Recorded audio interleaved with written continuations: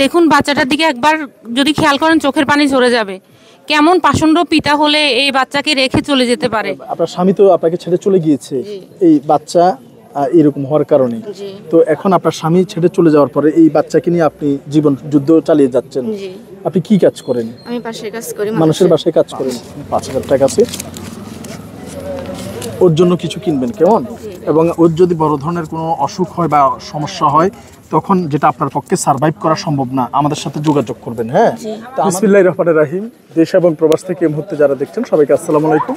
আমি অবস্থান করছি রাঙ্গামাটি জেলার কাপ্তাই থানাধীন চন্দ্রকোনা উপজেলা। এখানে অনেকগুলো মানবিক কাজ নিয়ে এসেছি এবং এই মানবিক কাজ শেষ করে যাওয়ার পথে এই মহিলাটি অসহায় বাচ্চাটিকে নিয়ে দীর্ঘক্ষণ আমাদের পেছনে পেছনে আসছিল এবং তার যে অশ্রুসজল চোখ দেখে আমরা তাকে জিজ্ঞাসা করেছি তার মনের দুঃখ। আসলে কিছু কিছু দুঃখ মানুষের সাথে শেয়ার করলে হয়তোবা আপনার দুঃখ আপনি ভুলে যেতে পারেন।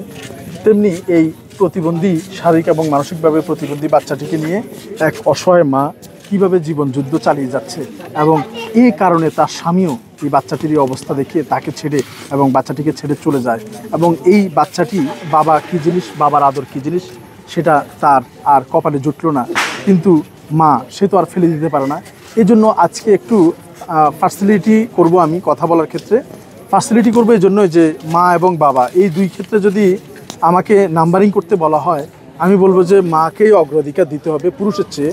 আমি বিশ্বাস করি একজন পুরুষের চেয়ে একজন নারী, একজন মাই সন্তানের জন্য সবচেয়ে বেশি কার্যকর ভূমিকা এবং পবিত্র কোরআনেই কিন্তু মায়ের কথা 3বার বলা হয়েছে। তো যা হোক, বিষয়টি দেখেন, ছেলেটি শারীরিক এবং মানসিকভাবে প্রতিবন্ধী এবং কি তাদের সমস্যা, তাদের ছোট্ট একটি সহযোগিতা করবে আমেরিকা প্রবাসী আম্মু এবং ঢাকার জুয়েন্টির স্পন্সরে। কিন্তু সেটা করার আগে যদি একটু শুনি, আপনার নাম কি? আমার নাম লাইজু। ক্লোজে দিও তো। লাইজু আপনার নাম। আপনার দেশের বাড়ি কোথায়? আমার দেশের বাড়ি লক্ষ্মীপুর। লক্ষ্মীপুর কোথায়? লক্ষ্মীপুর করাইতলা। করাইতলা, আচ্ছা। আপনি এই আপনার স্বামী তো আপনাকে ছেড়ে চলে গিয়েছে এই বাচ্চা এরকম হওয়ার কারণে। তো এখন আপনার স্বামী ছেড়ে চলে যাওয়ার পরে এই বাচ্চাকে নিয়ে আপনি জীবন যুদ্ধ চালিয়ে যাচ্ছেন। আপনি কি কাজ করেন? আমি পাশের কাজ করি, মানুষের বাসায় কাজ করেন। তো এখন এই বাচ্চাকে রেখে কিভাবে আপনি কাজ করতে পারেন? এই বাচ্চাকে রাখি নিজে নিজে লগে করে নিয়ে যাই, মানুষের বাসায় বসে রাখি, আমি কাজ করি। তো অনেকে অনেক কিছু বলে না, এই যে বাচ্চাকে সাথে নিয়ে যান। আমি তো মা, আমি তো নিজেরটা নিজের সামলানি। আচ্ছা, তো এখন যে এই ঈদ চলে আসলো, ওর জন্য কি কিছু কিনছেন? জি না, কিনেন নাই। আপনার জন্য কিছু কিনেন না। এবং ঈদের দিন যে কিছু রান্না হবে বা কিছু করবেন ওই রকমও কিছু হয় নাই? জি না। আচ্ছা, তো দেখেন ওই বাচ্চাটিকে সাথে করে তিনি মানুষের বাসায় নিয়ে যায় কাজ করার জন্য, কিন্তু অনেকে অনেক কথা বললেও মা সেটা আমলে নেয় না বা কানে তুলে না, কারণ তার সন্তান। তো এই জন্য আপনাদের বাসায় যদি কোনো মানুষ এরকম প্রতিবন্ধী বাচ্চা নিয়ে যায় অথবা একটু আগে আগে ফিরতে চায়, দয়া করে তাদেরকে আগেই ছেড়ে দিবেন, কারণ তার জন্য হয়তো বা অনেক বড় কিছু অপেক্ষা করছে। তাকে কিন্তু তার পায়খানা, প্রস্রাব, ঘুমানো, খাওয়ানো, সবসময় কোলে কোলে রাখা সব কিছু কিন্তু এই মহিলাটিই করতে হয়। এবং এটা হচ্ছে পুরস্কার যদি দিতে হয় 21শে পদক, স্বাধীনতা পদক কোনো মানুষকে না দিয়ে এই মাগুলোকেই দেওয়া উচিত, কারণ তারা যে স্ট্রাগল করছে বা মানসিকতা, মানবিকতার যে ধৈর্য, বীর্য, সূর্যর পরিচয় দিচ্ছে, এটা আসলে অনেক ঊর্ধ্বে, অনেক ঊর্ধ্বে। আসলে কিছু আবিষ্কার করে নোবেল নেওয়ার চেয়ে এরকম মাদেরকে নোবেল দেওয়া উচিত, যারা মানবসত্ব এবং মানবিকতার সর্বোচ্চ খ্যাতি তারা ক্যারি করে বেড়াচ্ছে। তো যা হোক, এই বাচ্চাটির ঈদ আনন্দ এবং তাদের বাসায় কিছু নতুন রান্না এবং তাদেরকে কিছুটা সহযোগিতা করার জন্য নগদ 5,000 টাকা আমাদের এখন যাওয়ার পথে সীমিত আয়োজন। এই জন্য আমেরিকা প্রবাসী আমার আম্মু এবং ঢাকার জুয়েন্টি রেসপন্সে নগদ 5,000 টাকা দিয়ে যাচ্ছে। 1, 2, 3, 4, 5,000 টাকা আছে। ওর জন্য কিছু কিনবেন কেমন? এবং ওর যদি বড় ধরনের কোনো অসুখ হয় বা সমস্যা হয় তখন যেটা আপনার পক্ষে সার্ভাইভ করা সম্ভব না, আমাদের সাথে যোগাযোগ করবেন। হ্যাঁ, তো আমাদের যোগাযোগ করার জন্য এখান পর্যন্ত আমরা যাত্রীতে এসেছি এবং এই অনেকগুলো কাজ সম্পাদন করেছি এবং আমার পাশে যে রয়েছে আমাদের এক মানবিক সহযোদ্ধা বোন শম্পা, এবং এই পরিবারটি যে কতটুকু অসহায় এবং এই পরিবারটি যদি ভবিষ্যতে বিপদে পড়ে এই বাচ্চা নিয়ে, আমরা যে দেখভাল করব, যার মাধ্যমে যোগাযোগ করতে পারবো, এই বিষয়টা সম্পর্কে একটু কিছু বলার অনুরোধ জানাচ্ছি। ভাইয়া, এই পরিবারটা আসলে খুব অসহায়। এই আপার হাজব্যান্ড, ওনার বাচ্চা প্রতিবন্ধী, এ কারণে এই আপার হাজব্যান্ড ওনাকে ছেড়ে চলে গিয়েছে। একটু খেয়াল করলেই বুঝতে পারবেন, ওনার বয়স 20 কি 22 বছর হবে এই মেয়েটার। এই বয়সে মেয়েরা আনন্দে হাসি খুশি সুন্দর জীবনযাপন করে, আর এই আপার চোখে কত পানি।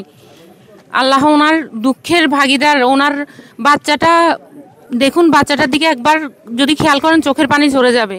কেমন পাষণ্ড পিতা হলে এই বাচ্চাকে রেখে চলে যেতে পারে?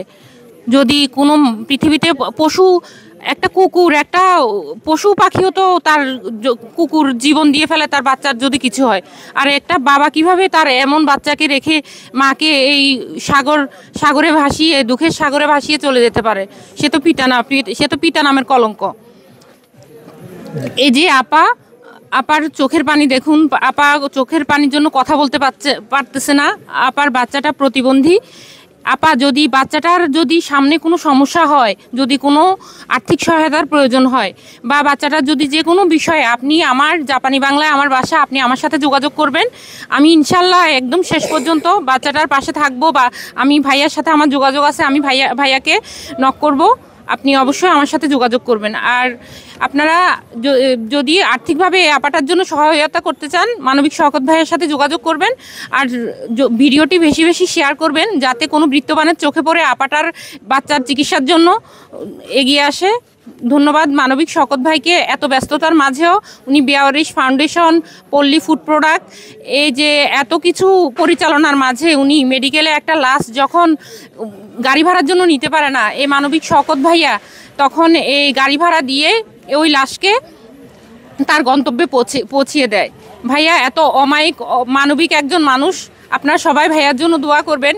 ভাইয়া অনেক ব্যস্ততা, আজকে ভাইয়া 4-5টা প্রোগ্রাম ছিল, এত ব্যস্ততার মাঝেও ভাইয়া এখানে এসেছে, আমাদেরকে সময় দিয়েছে। আমার এলাকার 4-5টা পরিবারের, একটা বৃদ্ধ মহিলার ঘর মেরামতের জন্য, অন্ধ কালু মামার পরিবারের 3জন অন্ধ মা, ব্রেন স্ট্রোক ওনাদের, তারপরে হচ্ছে এই যে প্রতিবন্ধী এই বাচ্চাটার জন্য, তারপরে আমাদের কলাবাগান ক্যান্সার ছিল, ওনাকেও আর্থিক সহায়তা প্রদান করেছে। ভাইয়াকে অসংখ্য ধন্যবাদ, আন্তরিকভাবে ভাইয়াকে অন্তরের অন্তঃস্থল থেকে ধন্যবাদ। ভাইয়া এমন মানবিক কাজে আরও এগিয়ে যাক। আর আমার জন্য দোয়া করবেন, আমার এলাকার মানুষের জন্য, যাতে আমি এভাবে এগিয়ে আসতে পারি, পাশে থাকতে পারি। ধন্যবাদ মানবিক শওকত ভাইয়াকে। ধন্যবাদ শম্পা আপুকে। আমরা ভিডিওটা শেষ করে দিচ্ছি, শুধু এতটুকু বলবো, শিক্ষা, মূল কথা হচ্ছে শিক্ষা। এই ভিডিওতে আমি কি শিখলাম? শিক্ষা হচ্ছে সবাই ছেড়ে চলে গেলেও মা নামক শব্দটি কখনো ছেড়ে যায় না। তাই আমরা যারা আছি, আমাদের যাদের মা বেঁচে আছে, পৃথিবীর সর্বোচ্চটা দিয়ে, নিজের চামড়া দিয়ে হলেও মায়ের জন্য জুতো বানিয়ে দেওয়ার অনুরোধ রেখে শেষ করছি এই ভিডিও। রাঙ্গামাটি জেলার কাপ্তাই থানার চন্দ্রকোনা থেকে। আসসালামু আলাইকুম রহমতুল্লাহ বারাকাতুহু।